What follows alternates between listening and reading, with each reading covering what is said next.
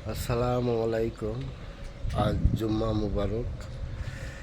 সবার জন্যই দোয়া করবেন।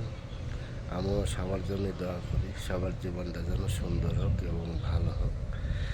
আল্লাহর কাছে সবাই কর আজ জুম্মা মুবারক।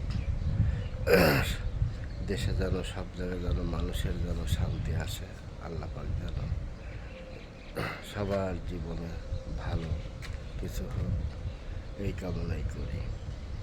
আর আমার ফ্রেন্ড ফলোয়ার যতগুলা বন্ধু আছে সবাইকে আমি জানাই সালাম। সবাই ভালো থাকবেন, সুস্থ থাকবেন, এই কামনাই করি।